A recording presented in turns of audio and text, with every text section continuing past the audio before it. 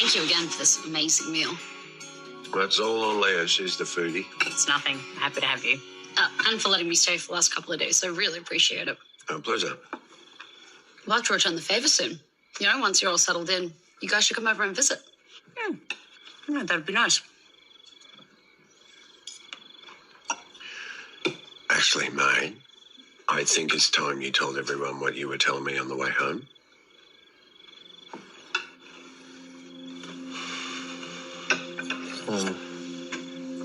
I'm really sorry, but I've decided to stay with Justin and Leah.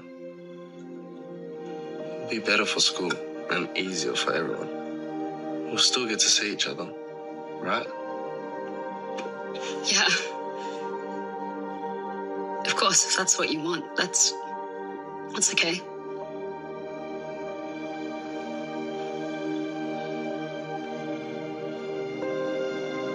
You'll always have a home at mine if you ever change your mind. I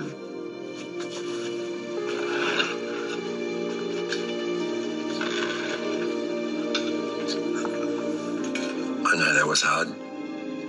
It's always best being up front. You okay? You're right. This is about what Andrew wants. We are Si and Sophie. This is Coastal News, a home and away podcast, your weekly episode companion podcast for your favourite Aussie soap. Now, is there smoke without fire, do you think? Question of the week. Ooh, it's a good question. I know there's a line in, I think it's the IT crowd where they say dry ice, but that's not real smoke, is it?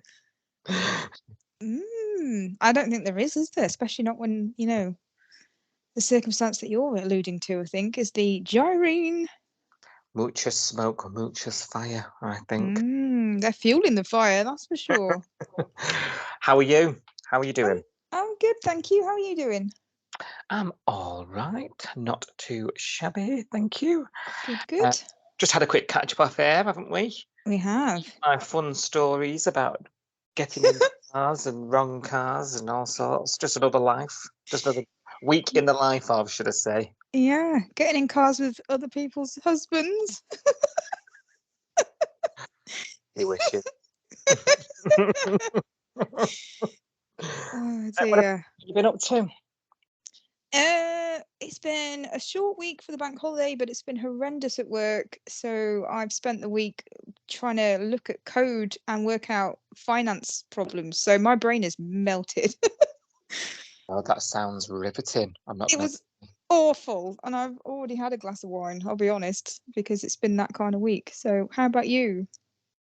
Yeah, I'm on number 2 because you know you've got to warm up to these things. Yeah. But yeah, other than that, yeah, fine. Not winning at bingo. I know. Disappointing again.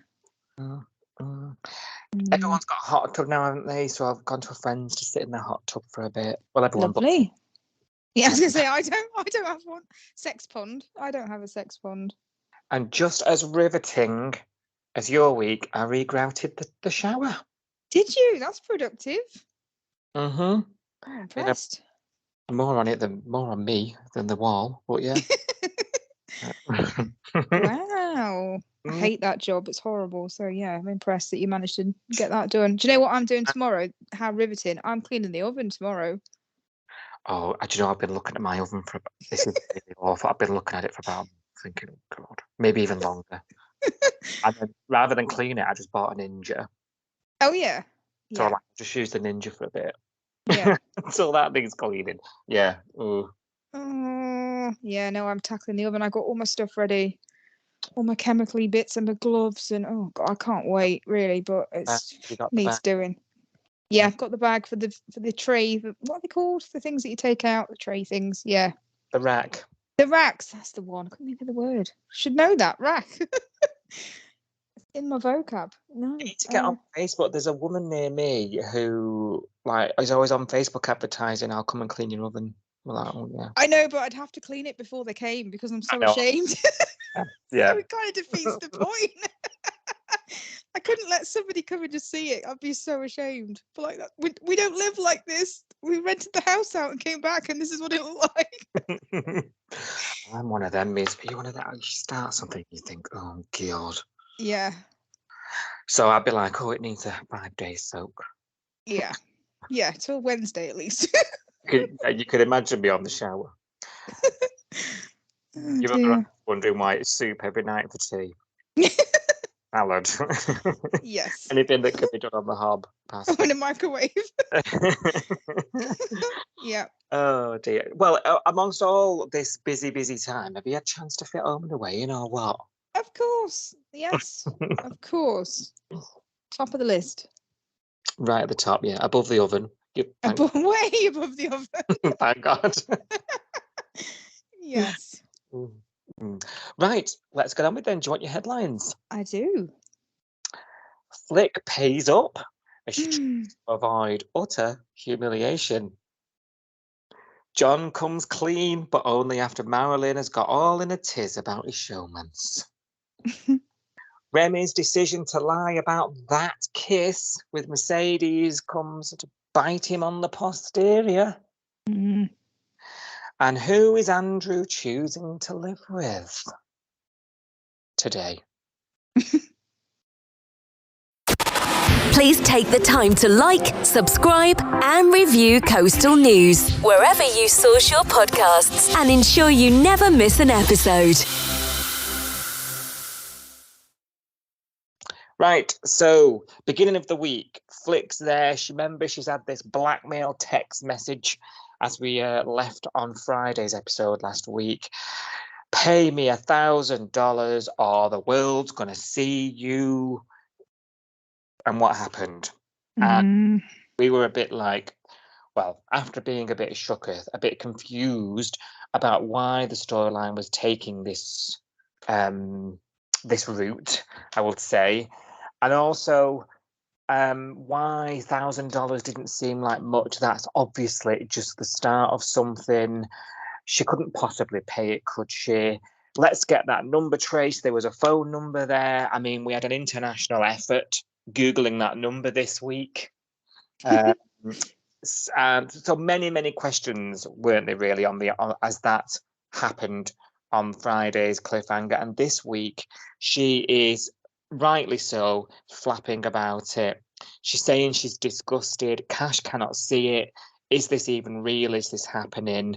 Tane's trying to talk her down, trying to make her see sense that this is the best and only lead they've had to try and track this guy down, of which she was very vocal. She wanted to find her attacker, wasn't she? That was a real big thing for her. But now it's come to the crunch. She doesn't seem to want to pursue this with the police for fear of this actually being a credible threat, and this person actually putting a video out there of that night. All a bit both crazy, mad, and distressing rolled into one, I thought. Yeah, absolutely. Yeah, I'm still struggling to get my head around why we've gone here. I'll be honest, or how have we gone here? Like, who is this? Like, who is this person? How have they got her number? Like, that's all I've been thinking all week. I don't know about you. I still can't get a grip on who I think it might be or how I thought they got her number. The only thing I can think of really is that she's got, fingerprint or Face ID on her phone. And while she's unconscious, they've unlocked it using her hand or her face, and they've taken her number for this reason. But there's so much planning involved with that. It's even more malicious than what you thought was actually happened. It's so bizarre. It's very, very, very, very odd, isn't it? You've thought a lot about this. I'd not even considered that. I've just been like scratching my brain all week trying to think, how on earth is this person texting her? Who are they? Who could they be? Could it be someone that we know? Oh, I'm looking at everybody in the bay with like suspicion and thinking, was it them? I don't like it really, but well, yeah, because when you and I last spoke about this stuff last week, we were like, seems to be someone she might know, and that gave us, the EBGBs, didn't it? It Really? does. Yeah. Don't And like now it. this is happening. Yeah, don't like it at all. Many questions here. Like, the more this goes on, the more questions I've got. Actually, he's onto it straight away, but room falls silent when he walks in. What's going? Kind of things happening. But yeah, I'm of the same persuasion as yourself. Why have we gone here? Who is it? Was this the motive for the attack all along? And if so, how calculating? Yeah. Calculating, as if the attack wasn't bad enough as it was. Yeah. No, it's about this and the amount of planning that's gone into it. So, to knock her out, attack her, unlock her phone, get her number, now blackmail her. If it is somebody that didn't know who she was, but if it is somebody that does know who she was, then he's already got her number. And I don't know which is worse, if it's a stranger that's stolen a number out of a phone, or if it's someone that she knows. They're both horrendous, and I'm struggling to see why we've got this. Why it was horrendous enough without this, wasn't it? Really? Yeah, it really, really was. I'm a little bit upset that this is happening. Not character, but just in general. I think we had a story that we've all been sort of applauding. We've all been like, how amazing has this been? The performance has been great. And now it seems to have, like, we've added on like a bit of a daft element to it. Not daft, I'm not being flippant, Yeah. Like, do we need this level of sort of hyper drama? Really, it was already insane and distressing enough with what was going on. The performances were great, and now we've added this on top. For me, it's cheapened it a little bit. And I don't know if I'm being unfair there, because obviously we've only just started this part, but now I feel like it's like a revenge porn hybrid story, when itself really ought to only be about the dangers of rape and leaving your drink and the repercussions on all when something so terrible happens to somebody. And that sort of, there's a bit of like a societal conversation, isn't there, about women and how women can't themselves and all that stuff. That was already meaty and big enough for me. I thought this was unnecessary. Yeah. What about you? It's very dark, isn't it? This, I think, it's gone to a place that I don't think we've seen on Home and Away before, and maybe that's it. Maybe maybe it's trying to find a story that hasn't been done before. Maybe that's it. I think a lot of the stories this year have gone a little bit crazy. You know what I mean? The Stunning Organics one, it started off as what we thought was, crappy products, and her trying to get out of her contract, and it escalated into something absolutely wild. So maybe this is a new thing now, that storylines have to be pushed to that nth degree. Yeah, it's a big year. Maybe it is. We're just going extra on everything because it's 35th year. Yeah, it could be that. It just feels like everything's kind of been made more exaggerated this year. I don't know whether that's going to carry on into next year, or whether that's specifically to give us some drama for this year. I don't know, but I just feel like we've been having slightly exaggerated things that wouldn't have normally taken such turns have really shocked us this year, haven't they? Really? Yeah, they have. Are you holding out judgment on this one for now, then? I'm trying to, because I'm trying to see where we go with it. Like I said, I'm just full of questions at the moment. Just who could it be? And I'm hoping that I like the way that the story ends, really. I'm hoping it doesn't disappoint, because it has started off strong. That the whole episode where, she realised what happened, she was going to hospital. Those scenes with her and Bree in the hospital, they were brilliant. I don't want anything to take away from that, really. So I'm hoping it doesn't. Yeah, I thought the same. And then, we were watching Cash go off down to Salt then. Quickly learn about the text message quite innocently from Xander, like this she ran off after seeing a text. So immediately he's suspicious that things are being kept from him, and he's the guy that can do something about all this. And you just want to take everybody, don't you, really? Tane's trying to be loyal to her, not wanting to tell him, but you can see that inner battle in him. Because Cash has pulled him aside, having conversations, tell me what's going on, there's nothing going on, look me in the eye, and he does, and you're like, Tane, man. Oh, I mean, he the thing is, this is too big to go against, isn't it? It's not she's had the last Rolo, tell me if it's true she's eaten the Rolo, Yeah. Does she finish the milk and not replenish it? You can tell me. Yeah, she did actually, but I said I wouldn't say anything. It's nothing trivial like that, is it? And I back Tane on that. I think I would have done the same. Yeah. Even suggests that she goes to Rose at one point. She doesn't want to tell him, but she's saying she can't go through it all again, and she just wants to do nothing. And it doesn't really work, does it? Because the texts keep rolling in. Where is this money? She does pay it. She paid $1,000. $1,000's not a lot, is it? Really. No, not in the grand scheme of things. That's why I was like, it's only $1,000. So is it testing the water? Let's see how quickly they can pull $1,000 together. And the fact that she managed to pull that money together within a day. He's probably going, right, well, that was easy for her to get hold of, so let's ask for more next time. See how long that takes. I feel like it was a test to see A, how she'd react, and B, how quick she could get that money together. Absolutely. Spot on. And this just frustration is building in Tane. He's throwing pedal bikes about in the back garden. I feel sorry for him because, like you say, he's stuck in the middle, isn't he? She's saying to him, you can't tell Cash. She's deluding herself because she's saying to him, we've paid, it's over. And, you can tell Tane's thinking, no, it ain't. But he doesn't want to burst a bubble.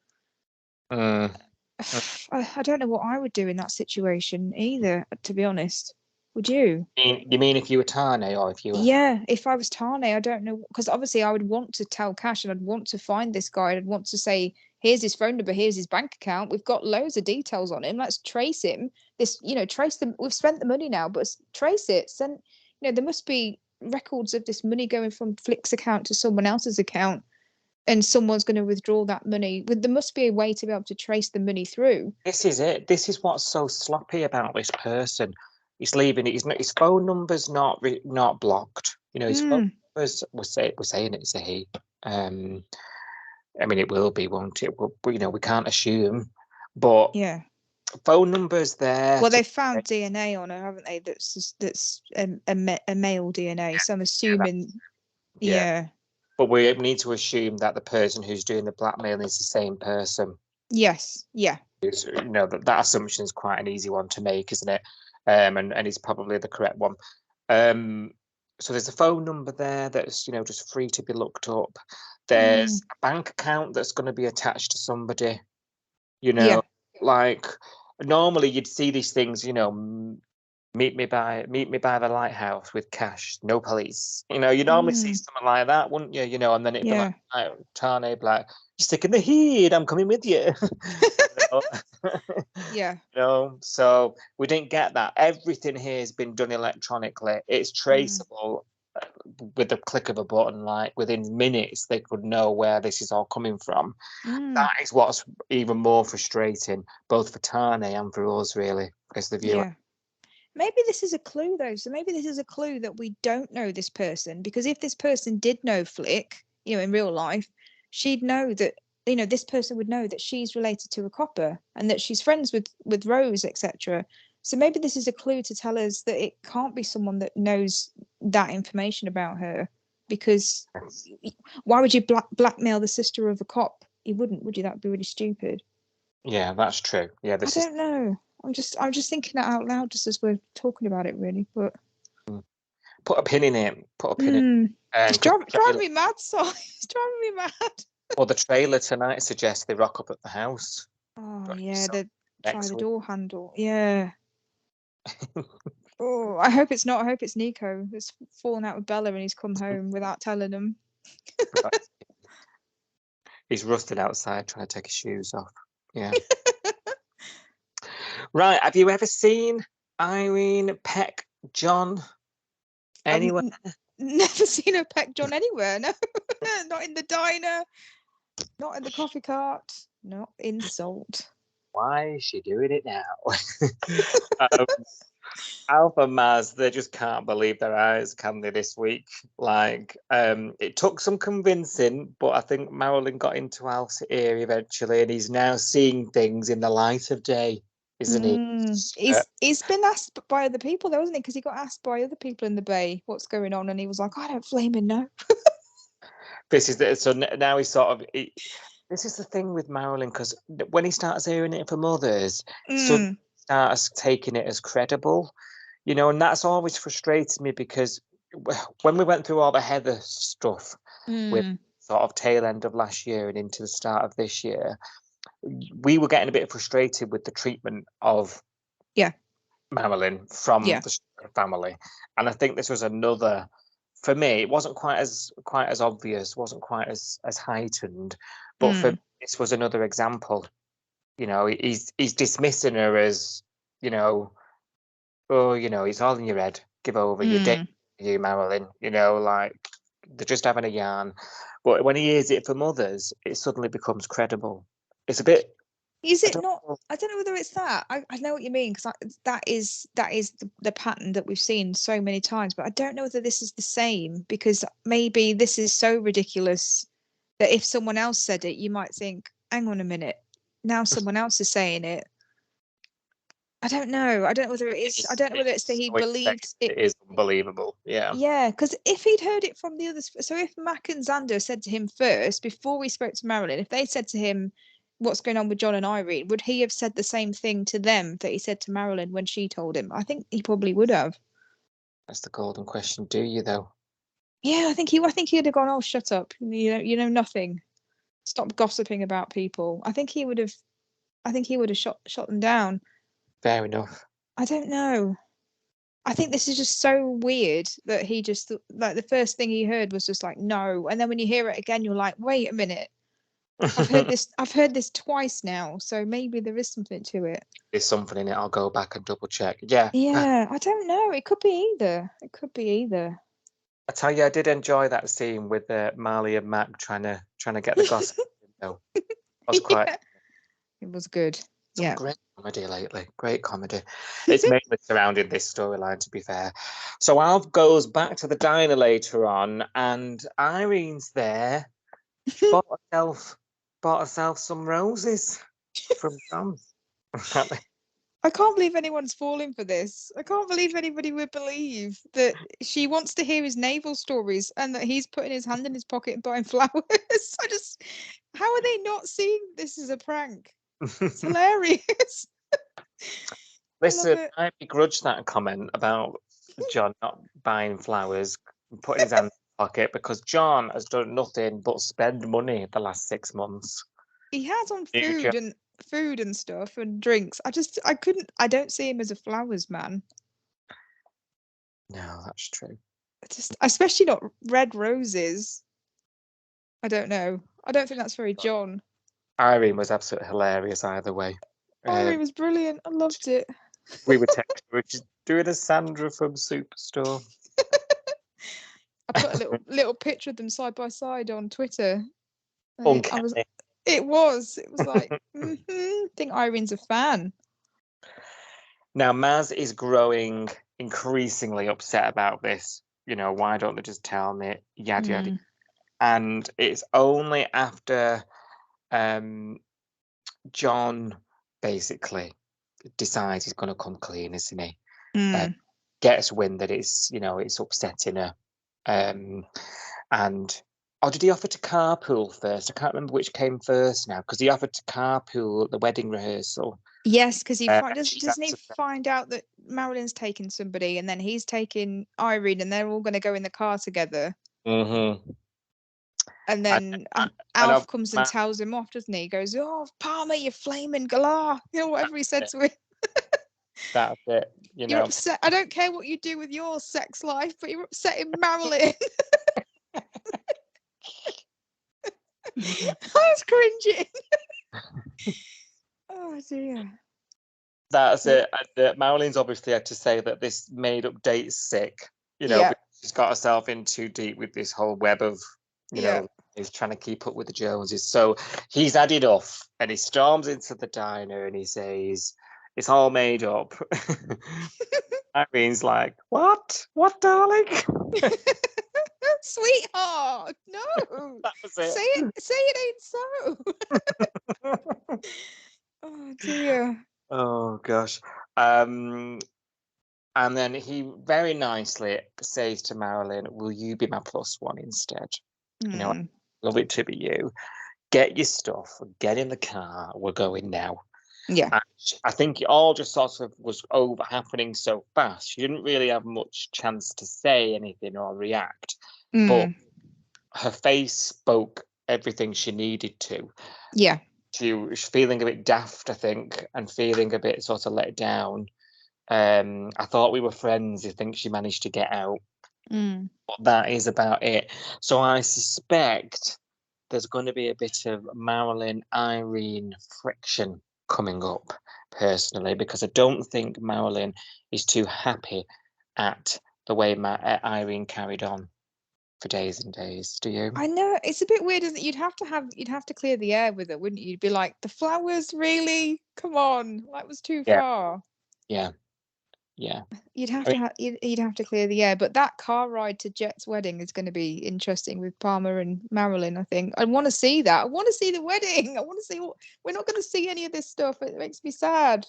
Yeah, it's all going to be off screen, I'm afraid. Yeah.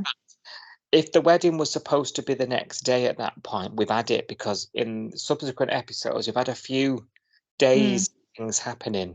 Yeah. With things that went on, like in Marley's world. So the wedding should have happened by the time we next see them. Let's see if that line makes sense. Speaking of Marley, so if you remember, he's recruited half the bay to do lessons for him. Xander and Mac are both juggling the lessons well. Xander's getting propositioned by the mamas down at the old circle, doing the little kiddie rinks there. One of the kids' mums has been coming on to him quite strong, and he's dancing about in that and boasting about it earlier in the week. And then we rejoined the group later. I'm explaining that now because it's very important with what happens next. Because if you'd cast your mind back, there was this whole really boring bomb thing going on between So you and I were talking very enthusiastic about Love you. Yeah. And she made a big mountain out of it. She's now decided to pop a frock on and put some grapes in a plate and cheese board and some bread. I saw grapes, so many grapes. We like a cheese board, don't we? Yes, it wasn't dinner, was it? It was bizarre. It was like a big plate of grapes, a cheese board, a pile of bread. I was trying to work out what time of the day you were eating this. It was bizarre. And she goes to collect him in said frock, and never mind the cheese board, we could see what she had for breakfast. And takes him back home, and the plan is she's going to tell him that she loves him back, and she wants it meaningful, she wants it romantic. They get home and they find the place trashed, and there's graffiti all over the tablecloth. "Stay away from my wife." Love it. I love the accent. You're just like, half our audience won't, I'm sorry. And you're just like, oh, this is just every man's worst nightmare, innit? I just couldn't understand what was going on here. Could you? I was really like, whose wife? Who are you? Who's done this? Also, this wouldn't have happened if Rose had locked the bloody front door when she left, but there we go. Oh, don't. I was going to come on to that. How many stories are going to hinge on the fact that these people do not lock their bloody doors? Listen, right.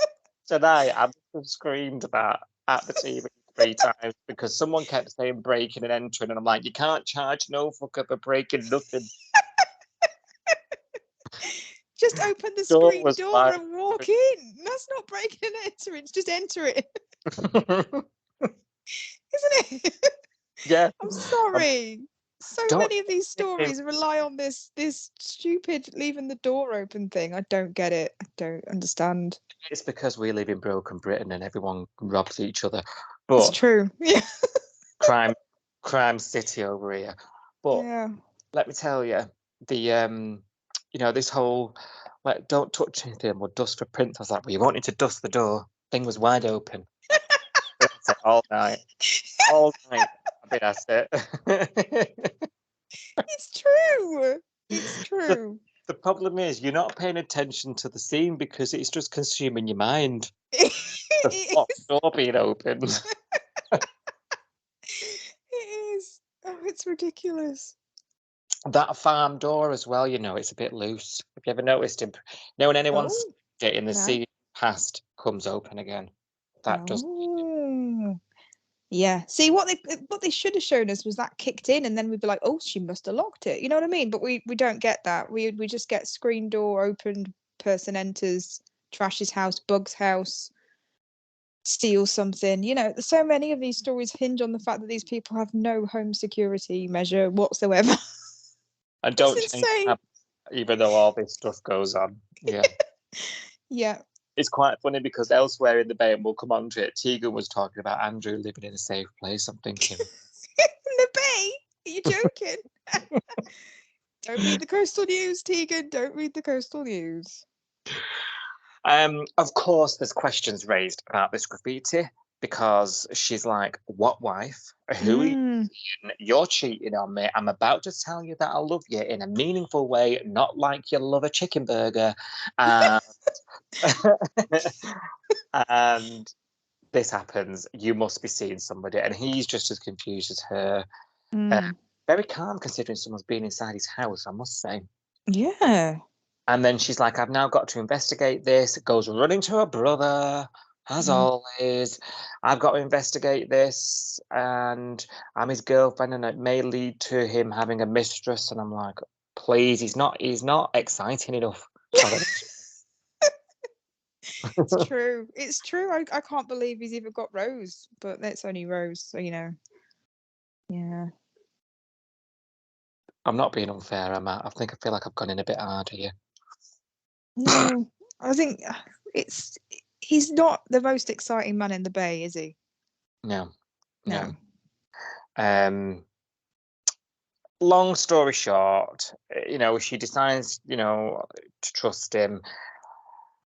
Xander soon realizes that there's been a case of mistaken identity, that it's, mum on heat from the surf lessons. They keep calling her flirty mum, don't they? I mean, with a name like that, you can't be surprised that she's She's been leaving him saucy voicemails Mm.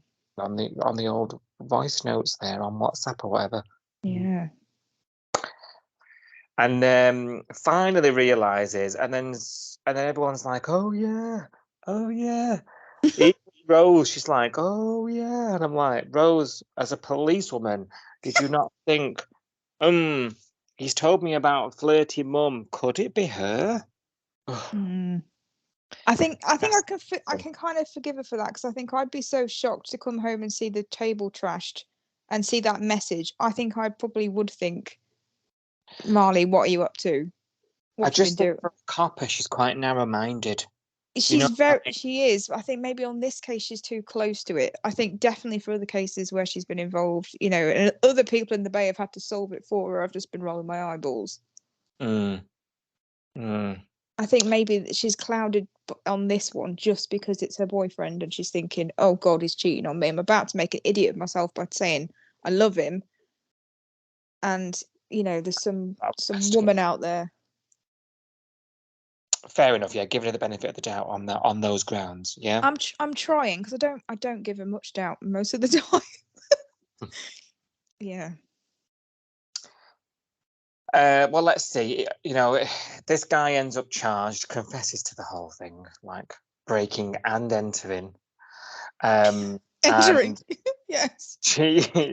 she apologizes, all seems well, and I guess we'll have to leave the I love you meal for another day. There's always next time, as Marley puts it. Always next time. Can't wait. Right.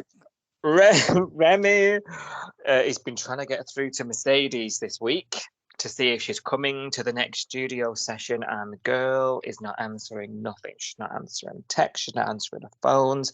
Eden's asking what's the plan now. If you remember, there was this really, really, really awkward kiss that's caused no end of a ruckus, and Remy has decided he's not going to tell Brie about it, and immediately we're all hairs up on the back of our necks because this is not going to end well. Eden's tried her best, hasn't she, to get through to him, and he's just listen. He thinks he can control it. We spoke a little bit length last week on last week's episode. Go back if you've not listened to it yet. Sophie and I were talking at length about the new Remy and how Remy feels like, you know, he's not that he, well, basically we were saying he's let himself down, you know, and his decision to lie about it will be his downfall, and we're quite disappointed in his character in this. And I was saying, well, look, it was in there. He suppressed it off. It was in there anyway. So we had quite an interesting conversation, I thought, about this last week. So I won't go into too much detail about that. But everyone's going to want to know where she is.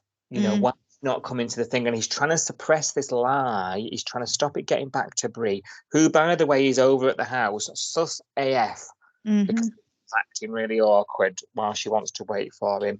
Kirby is just spiraling out. You know, Kirby's got this temperament, hasn't she? She loses her temper quite quickly. And I was thinking, watching these scenes, like Kirby's going mad about why she's not there, what you're not telling me. I'll ring her then. You know, I'm thinking, Kirby's going to be the one that unravels this whole thing if Remy doesn't sit her down and explain to her what's going on. Yeah. And I'm getting quite stressed about this at this stage. And in the end, she puts two and two together, doesn't she? And it has to sort of all come out to the surface. Eden says, look, I'm going to go and have it out with her, but Remy insists he's going to go instead. So Remy goes over to Dodgy Motel, where she's been staying, and has this chat with her. What did you make of this chat in the motel? Do you think it should have happened? Do you think it was... I mean, it got her to the studio in the end, didn't it? Yeah. I'm really uncomfortable about it. I can tell I'm starting... Yeah, and I'm stopping myself. Yeah, I think I probably felt the same way as you. Uncomfortable is the right word. I just think the two of them in that motel room, it just made it even worse that he's keeping this all from Brie for me. I think maybe he should have said, can we go for a walk and talk this through? And they could have gone outside and, you know, just walked around wherever they were, and just talked it out. I think sitting on the bed with her was a bit creepy from the context, wasn't it? Do you think he's giving her mixed signals? Do you think he's leading her on? I don't think so, because I think he's been very clear that he's not interested, and I think he was still very clear in that room that he wasn't. He kept saying, I love Brie, you know, you and me, there's nothing. Mercedes is clearly delusional. I mean, she was denying his feelings. I mean, he's saying to her, I love Brie, I'm with Brie, I'm not interested in you. And she was saying, oh, just give it time and then you'll feel it. You know, there's a connection between us. And I was thinking, if this was the other way around, if this was a guy that wasn't taking no for an answer and was going, oh, you like me really, you just don't know you like me, and you'll get there eventually, you don't really like your boyfriend, that would be so creepy. It's the fact that it's a girl that she's kind of getting away with it, which annoys me, I think. Yeah. Yeah, I see what you're saying, actually. Yeah, it wouldn't be the same if she was a bloke, actually. Yeah, because if it was a bloke, because if it was Mercedes and she was saying, no, Remy, I'm not interested, you know, I don't fancy you, I've got a boyfriend or whatever, and he was going, oh yeah, you do like me, you just don't know you like me, you just need to give it some time, your boyfriend's no good for you, you've not got anything in common. That's creepy AF, isn't it?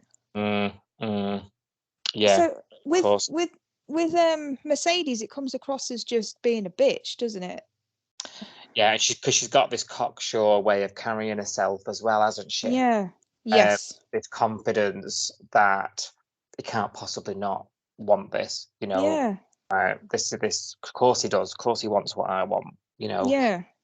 And she's probably a bit bruised from that conversation at the motel room, to be fair, and that's why she's sort of leaving them and making them, particularly Remy's, she's making him suffer by not agreeing to go to the recording session that night. And he has to come home, doesn't he, wherever he is and the rest of the band, and basically say, look, she's not coming. I tried, she's not coming. So, and then all this is going on, and Bree's there in her mind. You can see the cogs turning. She's adding everything up, you know. Behind her eyes, you can see everything adding up. And she's like, why is she not going again? And she knows at that point they're all lying to her, you know, or Remy is. And then off they go to the recording studio, and she then sits there stewing all night, tossing and turning, not sleeping. And you know that saying that girls have and boys, you know, if it feels wrong, if something feels off, it probably is. Like, trust your gut. Yes. It was one of those sort of moments, wasn't it, where she just knew something was off, and she just followed her gut, and she gets out of bed in the middle of the night and takes down to the studio. And I thought, oh my God, I feel sick at this. Getting a bit too involved, I think. But yeah, I felt a bit sick. I thought, gee, we're going to have some big show down here. At the studio, catches them in a recording break where, again, they've been left alone, Mercedes and Remy at the studio. She eventually turns up. She's made them suffer enough. And they're having an argument about this kiss. And of course, she's overheard it all, discovered there's a kiss. Now, what she does next, I found really interesting, is than just explode and rip her eyelashes off. She goes home and gets back in bed. And I thought, do you know what? At the time, I thought I didn't really understand it. I thought, you know, you've had your I told you so moment, you know. Your feelings here about her are validated now. Deal with Remy later, but like, you can take the high ground here, Brie. Do you know what I mean? Like, you were right. Your gut was right. But she takes herself back to bed and sits there awake all night, watches him come in, say that nothing happened, you know, say everything was uneventful. I'm gonna crash. Night. Gets up the next morning, makes him breakfast. You know, egg on toast. You know, and she's asking him outright, isn't she? What's going on? In not so many words, but like, what happened? She's giving him opportunities to come clean. And I thought that was a very Brie thing, a Brie way to do it, you know, rather than the all guns blazing. Yeah. We've got to remember what Brie's experience has been of relationships her entire life. She's been with Jacob since she was a teen, remember? You know, she's not going to, she says it herself later on, stand up for herself. So at first I didn't really understand why she took herself back to the house just to sit and torture herself. But it was only when it all started to come out the next day, I thought, yeah, actually, that is very Brie. Yeah. It was when she was cooking the eggs, actually, for me, you know, in the morning when obviously they'd slept in the same bed together. He'd come back in the middle of the night and said, look, she said, anything happen? He goes, oh no, oh, I'm really tired. And she's like, right, go to sleep then. And then the next morning she's in the kitchen and she's got her back to him, hasn't she, while she's cooking. And we can see her face and he can't. And her words are saying, oh yeah, I'm just going to make some breakfast, you know, sing-song voice that she's got, that very calm voice. But her face is like, it's like she's back with Jacob again and she's pretending that everything's fine. Yeah. She's fallen back into, which is really sad, isn't it? But she's fallen back into that. But also she's given him a chance, which I think is really clever. She's given him several chances now to come clean and tell her the truth. And I feel like she's given him maybe 3 chances, you know, and then she's gone, right, that's it, 3 times you're out. Because she keeps asking him, you know, what happened? Oh, tell me about last night. Tell me what happened in the recording studio. Oh, yeah, nothing really. You know what I mean? She's given him enough rope to hang himself, and he's not told her the truth. So I think at that point she feels, right, okay, I know what happened, and I know you're lying to me. And I thought that was quite smart, actually. Yeah, I liked it in the end. I didn't understand it at first, but I liked it in the end, and I particularly liked how she calmly just told him that she knew. Because, you know, when rather than say, "I know I heard it," and go ballistic at him, you know, very brave, very calm. Yeah. Well, I couldn't sleep, so I got up and went to the studio, and then his face drops. And you're Yeah, like, he knows. I'm busted. Gotcha. So yeah, so he's forced to tell her. Now, as a Remy fan, what are your thoughts on him? Are you proud of him? No, not at all. I'm really, really disappointed, because the thing that I'm so annoyed about is exactly what Bree said to him, and I'm so glad that she said to him what she did, was that he knows what happened between her and Jacob, and he knows that Jacob was gaslighting her. You know, he would treat her horribly and then say, "Oh, I only did it because I was, I was thinking of you, I was doing it for you," or all those horrible things that, like, that abusive type boyfriend would say. He knew all of that, and yet he just chose to hide it all from her, and he thinks it's for her own, for her own good or for her best interest or whatever, but it's not. It's like, you're just lying and you're gaslighting her. And the amount of times that she asked you, did anything happen? She even asked him at one point, "Have you and Mercedes fallen out?" And he just went, "Oh yeah, something like that."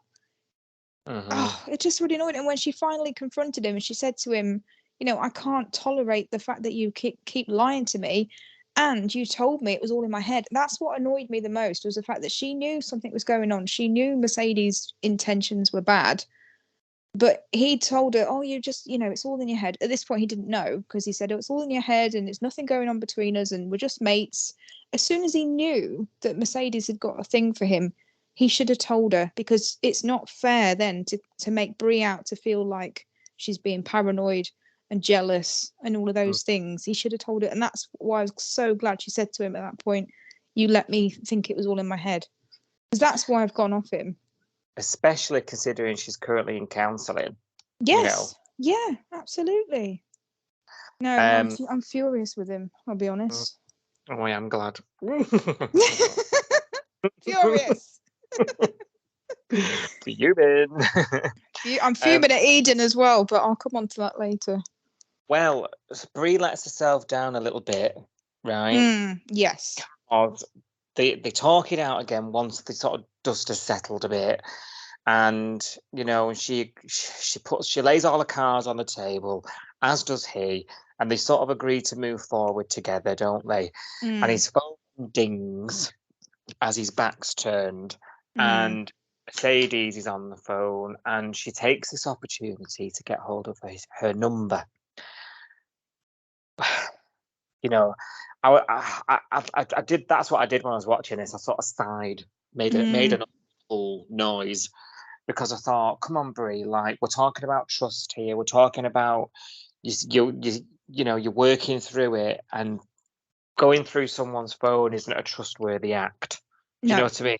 Whether it was innocent, or whether the message wasn't anything incriminating or not, you've read a message on his phone. You've taken his number. She uses it to meet up with her to have it out. And she sort of justifies that later by saying, "For the first time ever, I've stood up for myself." But I thought it was wrong how she went about that.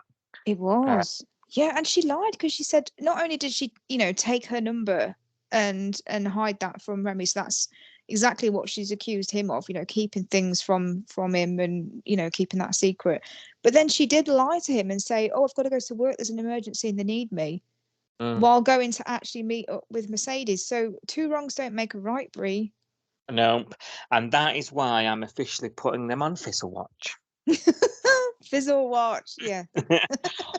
We haven't had a couple added to Fizzle Watch for a while, and I think it's writing's on the wall now. I'm not sure there's a going back. It might take a time to ride out, but now, whenever there's another collaboration with the band, or whenever there's a gig or another female at a recording, whatever in the future, I think there's going to be an issue here. Yeah. And Remy turned her into that. Remy's caused that, and he's himself. Right. So, Alf, he's had a chat to Justin. How gorgeous was that? Had a chat to Justin, Tegan, and Andrew, and and the whole, she's his family, mate. Come on, because Justin's really struggling with the fact that Tegan wants Andrew to move away with her, isn't he? And rightly so. He's got some doubts, particularly with what happened with Margot Dufour the other week. So, and you can understand his protectionism, if you like, over surrounding all that. But there comes a point when someone also needs to know when it's time to let go, and I think Justin's struggling with that, striking that balance, isn't he? So, good old Alf and his years of wisdom, his decades of dealing with these young waifs and strafes, takes him for a walk and says, "Look, she's family. He's got to do what he's got to do. If it doesn't work out, he knows he's always got you." And I was like, yes, Mr. Stewart. Yeah. Justin's hoping he wants to stay in the Bay, and even talks to Cash about it. And Cash is like, well, I don't see why you would want to go. You guys are great. Looking at it from a very sort of distant, arm's length type advice, really. Yeah. But Justin then wants to run with it. And there's all conversations going on back at the Morgan house about Tegan preparing for Andrew's living arrangements. She tries to get a couple of conversations in to Justin and Leah about what the next steps might look like. And basically what Justin does is take Andrew to one side and offers him basically an amazing life, like on a plate. Stay here, you'll have your education done, we'll give you such a great life. The options there, but the decision is yours, which I thought was a really good tagline for some game show. So of course he goes back and tells Tegan then, which felt coerced actually, because Justin's like, come on, you've got something to say. So he's sort of got his hands behind his, tied behind his back here, hasn't he, Andrew? And he's sort of saying, Tegan, I want to move in, I want to stay with Justin and Leah. And it sort of upsets Tegan, and there's a bit of a drama that Tegan's going to leave the next day without him. And I'm just thinking, oh God, Justin, you klutz. You're right mess of this. Yeah. As usual, this is typical Justin, isn't it? I could have written this with Justin. You could have written this with Justin. We could have seen this coming. It's so him. He's got it in his mind that he knows what's best for Andrew. He just needs to convince Andrew of the same thing, and then it's sorted. That's how he thinks, isn't it? Yeah. Wholly unfair, I must say. Yeah. And poor Andrew's tormenting himself here now. He's told he's upset his sister. He's up in the night, isn't he, all night. And Theo's come back from one of his recording sessions, and he's bumped into him awake in the living room. And everyone's thinking, oh, is he looking at the old ring door? But no, he's mulling over what he's done, and he's like, I really do want to live with Tegan, but I've said I'm not. So, Theo's got to get involved then, hasn't he, and say, look, you don't want it. Slowly but surely, Justin has to sort of peel himself away. And just as Tegan's packing herself off, Justin says, you get your bags as well, fella. Go on. Really? Really? I'm allowed? Aww. It was quite a bittersweet end to what would be a bit of a roller coaster of a storyline. Yeah. Where do you sit with this? Do you think it's good that he's gone? Do you think he should have stayed? Like, what's your gut? Where are you sitting? I'm sad to see him go, I'll be honest, because I think Andrew's been great. I've not made any kind of, I've not hidden that over the last few weeks that Andrew's been in the Bay. I'm a big fan of his. I think this has been a really good storyline. I think Joshua Hewson that plays Andrew's played him really, really well. Great. Really complicated character. Really, not normal teenage boy. You know what I mean? It's very difficult to put yourself in that mindset. And I think he's played him really, really well. So I'm really sad that he's leaving. And actually, I really like Tegan. What we've seen of her so far as well. And you know, she seems pretty cool as a character. And I think she'd fit in to the show really well if she was a permanent character too. But on the other hand, I'm thinking if Andrew did stay in the Bay, what would that look like? You know, what kind of life would he have there? I don't know. Right, about enroll at high school. Did I say it? Yeah, see, I don't see that happening because they're talking about homeschooling, aren't they? Because he says because he's so far behind, he needs so much work. He'd basically end up with little kids. He'd be in junior school, and he doesn't want that. He wants to be homeschooled. He doesn't want to spend the day with little kids. He literally says that to Theo, doesn't he, when they're playing pool? So, you know, he's got to get his HSC. He's years away from that. He's 8 years old. You know, he's got 10 years worth of education to catch up on in terms of his educational abilities. He's an 8-year-old. He can't even read and write yet. So I don't know. I don't see a good future for Andrew in the Bay, as much as that saddens me. I can't. What it means is have they moved to the city? Have they? Yeah. Like, what is it going to be much different there? I mean, I don't know. I think he's got more opportunities to do stuff there. What would he do in the Bay? He's just going to rot, isn't he? He's been homeschooled, and then what? What's he going to do? He's going to get a job as a lifeguard, or he's going to get a job as a waiter in Salt, or I don't know. He's just I don't. Few hearts, and you know, I know what you mean. I feel this. I'm gutted he's gone because. Like you say, what a breath of fresh air his character was. Brilliantly portrayed. You've said it all already by the actor, but like, you know, he isn't your typical young male, you know, character breakdown, looks wise, you know, running away from broken home, whatever. He had a really complex backstory. He's got this huge, momentous educational battle ahead of him now. He's got his life back. You know, he's now on top of that, like integration into life. I just want to watch him go to the beach. For selfish reasons, I want him in the Bay because I want him to, you know, I want to see him on the beach like he's discovering it for the first time ever again. You know, there's going to be so many life firsts that he's going to experience, and I'm not really so sure that, you know, he and Tegan in the city together is best support, really. I mean, there'll be outside support, won't they, for somebody like Andrew? But yeah, I felt like being part of a loving family might help go some way to repairing, you know, considering how tragic and how you know, traumatic his family experience has been thus far. It would have been nice. I agree, Tegan seems pretty cool as well. She sort of reminds me like of the modern day Bobby type. I think she could have a bit of cheek, you know, a bit of you know, I think she could have fitted in quite well in the Bay. I think she looked like she suited it.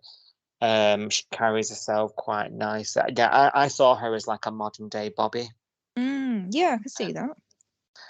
So it's a shame that we don't get to see her as well. I mean, maybe they'll come back. I don't know, but seemingly they're off to live life together. And you know what happens when she wants a fella and that she's got a little brother hanging round? Like, do you know what I mean? I don't know. She's got life to be living, hasn't she? Do you know what I mean? As it is, your siblings aren't supposed to be that big in your life at that stage, are they? No.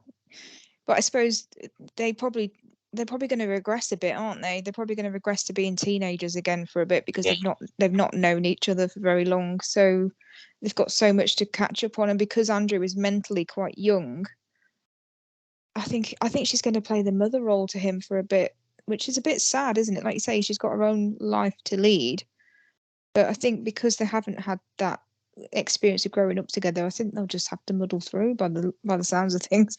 I honestly don't know. I can't see that either life would have been better than the other one. But I do think that we would just see, unfortunately, his character would just stagnate if he stayed in the Bay, and we'd probably all end up hating him and saying axe him because you're not doing anything with him and it's not going anywhere. Do you know what I mean? Like, I think it's one of them where he leaves on a high and he's not here too long to end up being a character that everyone gets bored of. What I'm hearing is then it's run its course, don't ruin it. So he's out of the Bay, and that's the right thing. I think there's potential to ruin him by keeping him in the Bay, because I just don't I don't think the writers would give him the storylines that he would deserve. I'll be honest, that sounds really horrible, but I just don't think they would.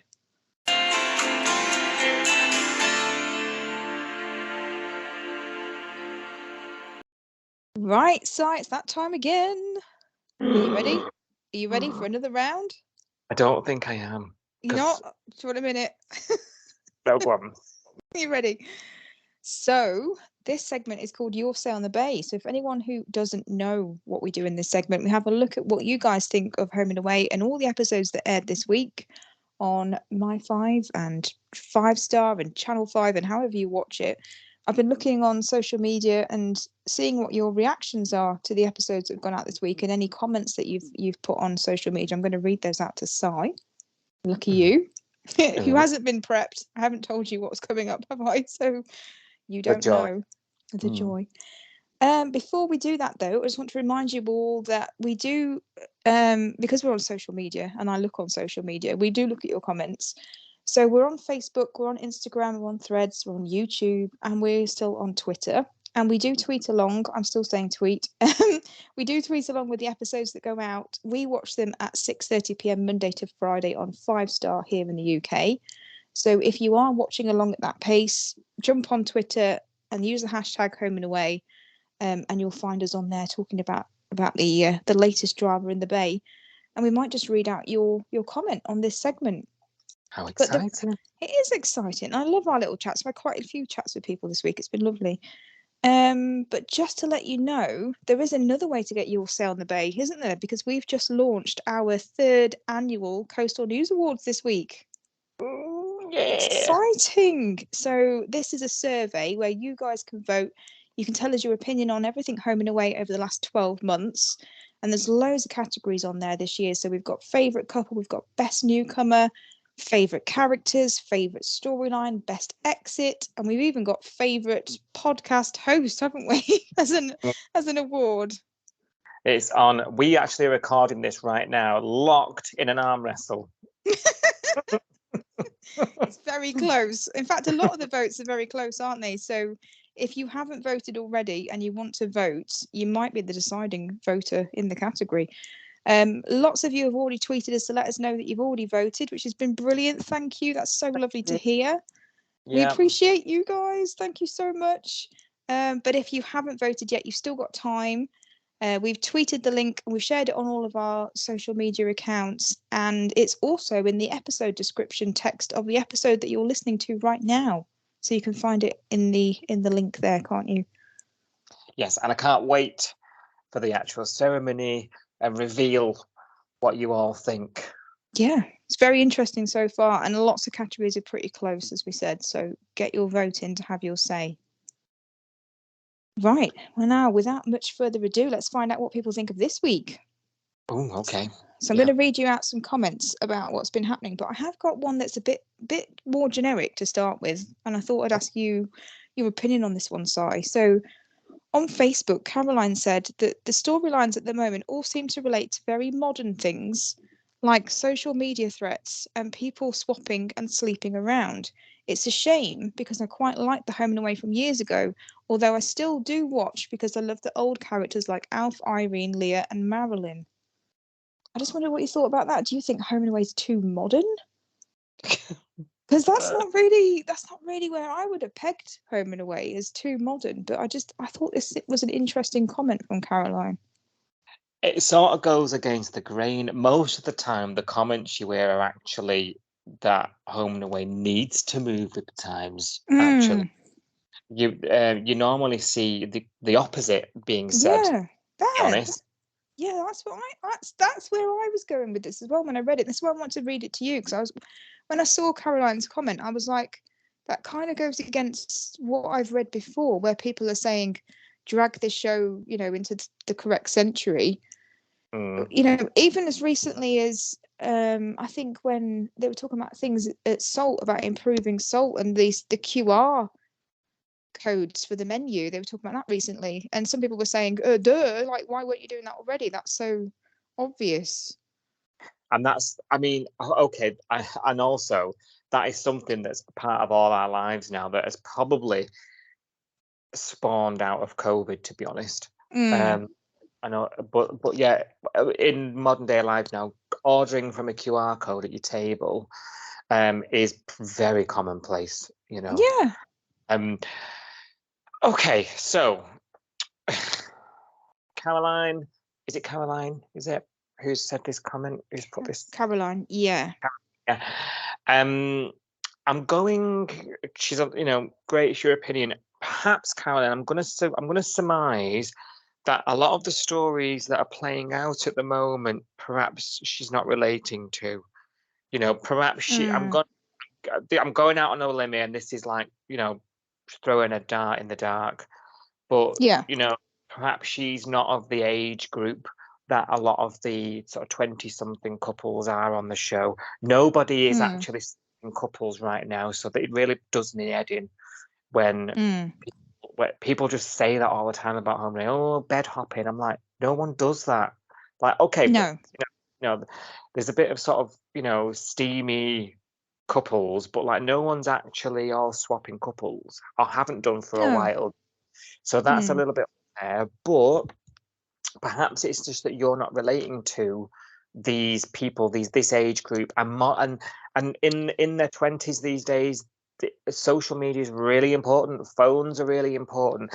Do you know when I used to watch the show sort of 15 years ago, and I used to sit with friends chatting, and I used to say, when you, not just this soap, all soaps, when they'd use like a phone, like a text message or a phone call, and you'd only see half the conversation because they'd answer the phone and be like, "What? Okay, I'll be right there." And you'd be like, yeah. "What are you talking about? What?" And I used to slag soaps off to high heaven for it. I used to call it lazy writing. I'm like, yeah, let's write a proper scene between two adults having a conversation, and let's see the full conversation, please. But actually, you've got to embrace them, because phones are everybody's life now. Like day in, day out, we all talk via them. We didn't 20 years ago. Like, no. So you've got to embrace it. And it sounds like she's not relating much to him. Sorry, I'm waffling. No. I asked for your opinion. No, I just I wanted to hear what you thought, because I think the same thing. And I think actually there's other soaps that incorporate so much more. Hollyoaks, if someone gets a text message or a phone call, you see it at the bottom of the screen. Like, you see it as if you're looking at their phone yourself. Do you remember the Bella abuse storyline? We had a bit of that, didn't we? We had an on graphic with the text. Yes, yeah, that's true. I actually didn't eat it. Right. Other soaps go all in with it, and it's an age thing. Soaps are aimed at a younger audience than your Corries and your Dales, right? Yes. Yeah. So, yeah, she's struggling to relate to some of the stories, isn't she? Yeah, I think so. Yeah. Trying not to be rude about her age. No, I think it's important. I think it'd be useful to hear from other people as well. If anybody's got any opinions on this, whether you think that it's too modern, like, is social media, because we've had this recently with Stunning Organics, haven't we? Obviously, all these videos that Kirby and Marilyn have made for social media, that whole storyline's kicked off electronically. The CEO's had nothing to do with Marilyn. She's not spoken to him. She's not met him in real life. It's all happened online.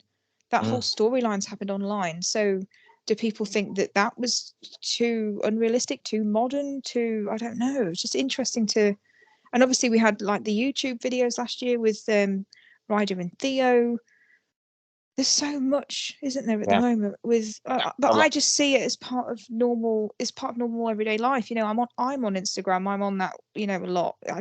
And to not hear it mentioned or to not see it on the show doesn't feel relatable to me, because I think, it would be so weird if people didn't put videos on Facebook or Yeah, upload photos or whatever, because it's so embedded in life now. yeah, absolutely. Yeah. Be interesting to hear what other people think. So get in touch with us and let us know what you think. Are you on Caroline's side, or do you think it's got the right balance, or do you think there should be more? Let us know what you think. Yeah. So next topic of conversation. So Jyrene. Well, we're not going to spend too long on this because we talked about this a lot last week, didn't we? So obviously, on your Sale in the Bay last week, we know a lot of the audience reaction to this was very positive. Lots of people finding this very, very funny, and lots of people wishing it was real and it wasn't just a prank. Hashtag Jyrene. We wish this was a real thing. So having more look at the socials this week, and more people saying this. Chad on Twitter said, "Just catching up. I'm loving everyone running around the bay gossiping about John and Irene and their showmance." And David replied to Chad and said, "Isn't it brilliant? Just a brilliant comedy storyline. Shame it's a fake romance. I think they would be great together long term." So these comments have been rolling into this week as well. But what about Marilyn's reaction to this? So a lot of people obviously saying that they've loved it, thought it's hilarious. But then this week we're seeing Maz's reaction to Jyrene, and Maz has been quite hurt. And obviously we know that lots of people care for Marilyn, don't they? Lots of people love Marilyn. So how have people thought about this? So I ran a little poll on Twitter this week asking people's opinions, because we had a scene with Marilyn and Alf where Alf was basically saying, well, you don't like him anymore, do you? You're okay with this, aren't you? And Marilyn was saying, yeah, no, it's not that. It's I'm just upset because they didn't tell me. They're keeping it a secret from me, and I thought we were, friends, and friends don't do that. And I thought, I'm not sure I believe her. So I put a little poll on Twitter and I said, is it that? Is it that she's upset that they haven't told her, that they've kept it a secret from her? Or is she upset because actually she's still got feelings for John? It is her ex-husband at the end of the day, and maybe she's just a bit upset at seeing him move on. It would have been the first relationship he'd had, I think, proper, apart from obviously Susie, but that was a scam, wasn't it, really? I think this is the first proper romance that he would have had if it was real. You know what I mean? I can't think of any others. Can you? No, there was just Susie, wasn't there? I think he genuinely liked Susie. I think he did, but that wasn't. I wouldn't say that was a real romance because of the fact that she was basically scamming him and taking his money. So I wouldn't class it as the same thing. But it's interesting to see, because we had the poll, and the results of the poll are pretty obvious, really. So 83% of people still think that Marilyn has got feelings for John. Oh, now that is a landslide. Doesn't surprise me. I think that's more consensus, isn't there? I think many people want them as endgame, don't they? Yeah. Yeah. I think us included. I think we'd like that.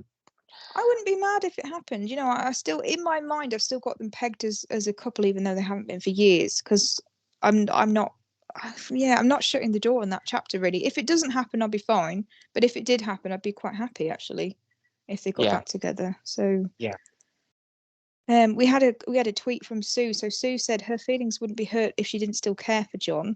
Maybe they'll get together at Jet's wedding. Which is what I said a couple of weeks ago, isn't it? I think I said I want a wedding romance rekindling.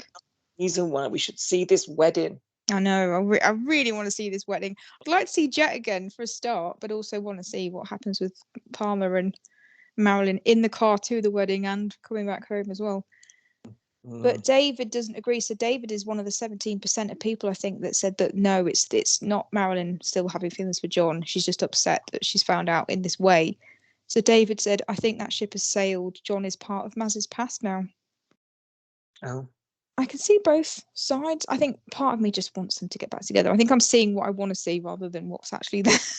And do you think that is what a lot of the 83% are seeing as well? What they probably. Yeah, probably. We're probably all thinking that would be great. It's probably not really there, but we're all we have that hope, don't we, that they'll get back together one day. I think as sort of home and away couples go, they were sort of classic in that.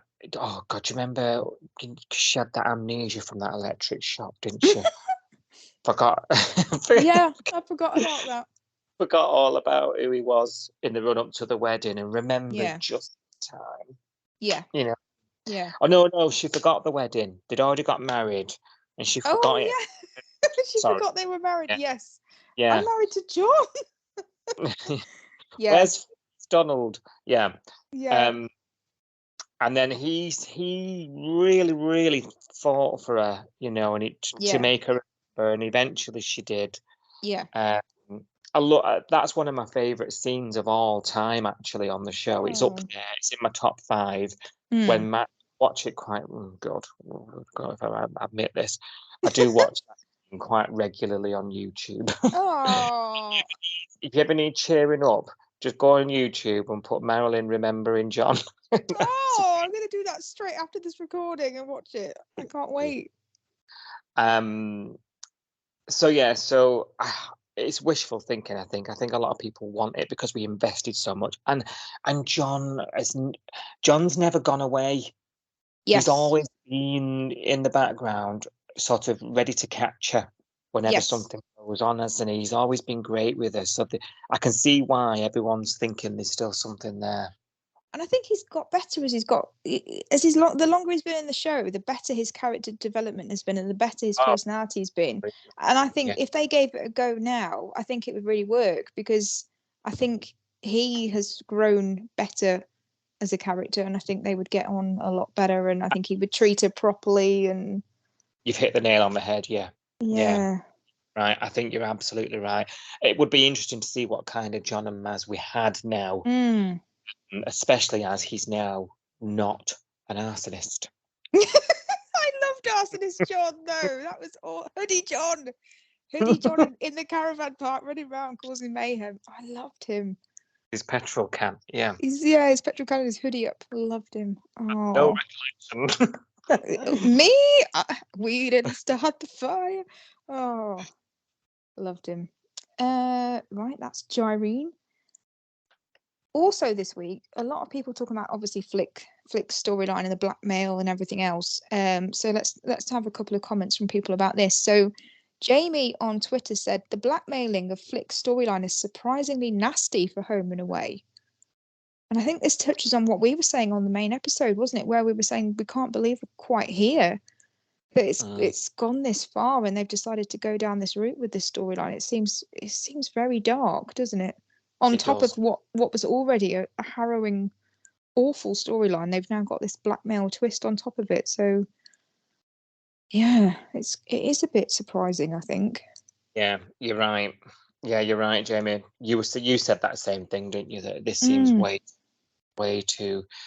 I said unnecessary. You said way too dark. Gosh, like what we're doing. What is that? Yeah. What is? I think you're right. I think what we said on the main episode was it's the 35th year, and maybe this is a year to exaggerate storylines. You know, if you can't do it in your 35th year, when can you? Well, that's true. Yeah. Don't know. Julie's been sort of questioning the same things I have this week. So, I was saying in the main pod, I've been questioning who could it be? How could he know who she is? How did they get her number? And Julie's tweeting the same thing. In fact, Julie and we pretty much tweeted at the same time the other day. And Julie put, how does he know her password? How did the attacker get the number off her phone? How did he know her password off her phone to go and get it? I think I tweeted at the same time, has she got fingerprint ID or has she got face ID? How did he get her phone number? Has he stolen it off her phone, unlocked her phone using her finger or something while she's been unconscious, or using her face and then stolen it? Or is this somebody that she knows already got her phone number? So lots of other people are sort of saying this as well. And people are talking about who the attacker could be. So Betty on Facebook has still got money on the fact that it's something to do with Mercedes, and that it was actually meant for Brie, and it's ended up being, Flick's taken the brunt of this, and actually Mercedes had orchestrated this, and it was meant to be the drink that Brie was drinking from, not Felicity. So this is still going around, this theory. Okay. I'm not buying that one, I'll be honest, because I think it's still, I just don't want it to be true. I don't want that to be true, because I don't like Mercedes at all, but I just think that is so, the fact that it would be targeting Brie because she wants Remy is just, that makes me feel sick. So I'm kind of hoping it's not that. She does need the money to pay for a motel bill. That's true. That's true. That is true. It could be. It could be that. We talked last week, didn't we? That somebody on your Say on the Bay last week, I read out a comment that somebody thought it was Kahu. But Jacob this week has poo-pooed that. So Jacob on Twitter said if it was Tane's cousin, he'd be asking for like 25k, not a grand. Oh yeah, that's true. It's absolutely true. And Jacob said Flick has a phone number and a bank account now. Why isn't she reporting the blackmail? Cash was interrogating her. She handed him her phone with the text message still on there. Was she secretly hoping that he'd check it? Oh. Because there was that conversation with her where she said something like, "Oh, I left work because I was feeling ill," and he goes, "No, you didn't. You left work because you got a text message because Mac and Xander told me." And she said, "Oh yeah, sorry, yeah, I got a text message about a supplier, an order or something." And he goes, Yeah. "Really? You got that upset you had to leave work about an order?" And she just handed her phone over and goes, "Well, check if you want to." And he goes, "No, it's okay." I just took that as a she knew he wouldn't. Yeah. Like his bluff, but maybe. Yeah, maybe. I just took that as it came, but maybe you Mm. might be right. There's definitely a disconnect with Yeah. Flick. I've lost my train of thought on that now. What was the comment again? It was, did she think that Cash was going to look at her phone or hope that he was going to look at her phone? Oh yeah, there's definitely a disconnect with the phone details and her and having that information to be able to report it, and her the week before saying, "I need to know who did this to me." I'm like, That's well, which is true. Yeah, I hadn't thought about that. That's a good point. these You're two right. things up. You said you wanted to find that person, so of course we're quite valid in questioning why she's not reporting it then. Yeah, she was watching all of that CCTV, wasn't she? Hoping that she'd spot something the week before. Yep. She gets it handed to her on a plate and then changes her mind. Like, what? Something's not right. Yeah. That's a good point. I hadn't thought about that. You've got me thinking now. Good point. Yeah. Okay, we'll park that one and we'll keep an eye on it. Put it in the same drawer as she had a secret affair with Arthur on a honeymoon. Just in case we need to peddle that again. It's going in the book. Don't worry. It's going in the book. Obviously this week there's been lots of comments about the Brie and Mercedes situation. As I've been reading out for weeks and weeks and weeks, most of the comments are not very complimentary towards Mercedes. Lots of people not liking this woman. Obviously, the reason why is that she's going after someone's fella. That's generally not something that people would celebrate or think was a good idea. Or you're not going to get nice comments from that situation, are you? Really? But most people are in Brie's corner. Most people are saying, yeah, good on Brie. It's great, awful that Remy's lying to her, but good that she found out, like the way that she handled it. But one comment really stuck out to me among all of these sort of very similar comments on Facebook. Joanne put, "I used to like Brie, but now she's a bunny boiler." I can't quite see where this comment's come from. Bunny boiler's a bit strong. Is it because I'm trying to work it out in my head? Is this because of the fact that she was so calm when she kept it to herself that she found out and then contacted Mercedes behind Remy's back? Do you think that could be the reason for the comment? Maybe, but she's got a good reason. Yeah, she has. We can hold that to her. She was right.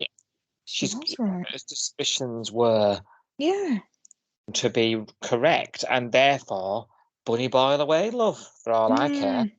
I can't believe. Yeah. Do you know what? No, I won't say it because I'm about to kick off. Go on, you kick off. Kick off. Why are we?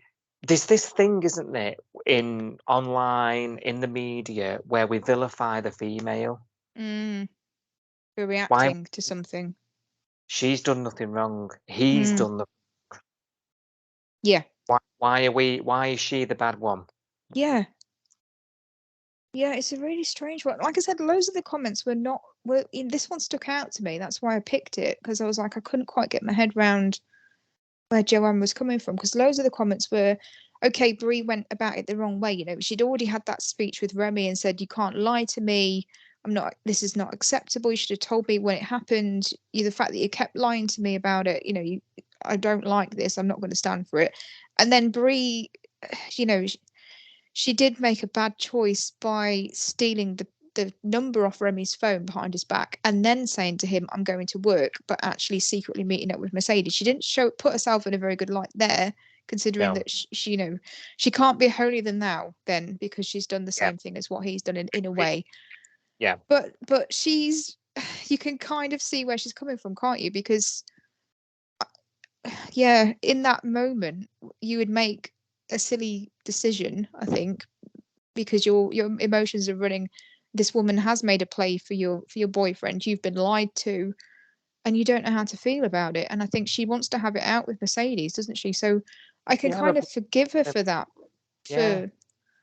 I wouldn't say it was bunny boiler. I'd say she's just feeling very hurt, and she wants to hear it for herself, and she doesn't want to be lied to. And she explains it herself to Remy later on, and she's not holding Remy's lies to him. They're all cuddly and cozying up on the couch again, aren't they? So she's not like she's holding him at that, to every word. But like you say, because she also lied about the other things, so you can't really, they both did it, which is why I put them on Fizzle Watch on the main episode. I think the trust is gone, hasn't it? That conversation with Remy, she's saying, I had to go and meet her. I had to face her face to face, because for the first time in all these years, I've stuck up for myself. Yeah. Like it was more about herself than about what had gone on and Mercedes. It was more about proving to herself that she can stick up for herself. I think. Yeah. If I understood it correctly. Yeah. I don't think it was. I think it was a bad idea. I think she should have said to Remy, maybe, I don't know, I want to talk to her. I want to clear the air with her. I want to, she could have said to Remy, I want to speak to her myself. She didn't have to steal the phone number and do it behind his back, but I can see why she did it. And I wouldn't call her a bunny boiler for doing that. I think. No, I wouldn't.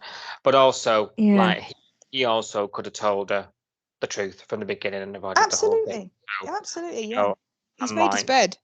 Yeah, absolutely. The book stops with Remy, I'm afraid.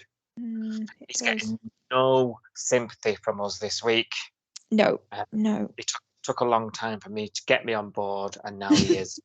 I know, I'm really annoyed, actually. I'm really annoyed because you were finally you came around to my way of thinking that he wasn't all bad.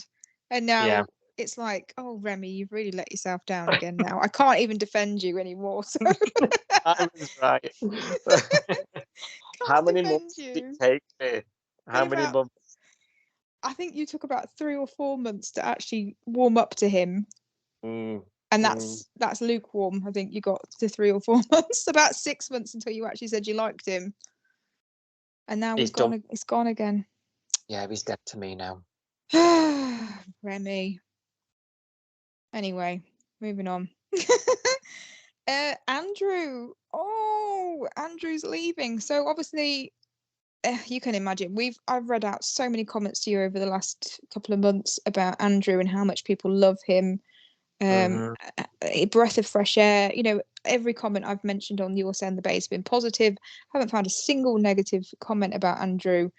So obviously most of the chat this week has been sad that he's leaving. And as an example, Jamie on Twitter said, couldn't they just add Tegan and Andrew to the regular cast?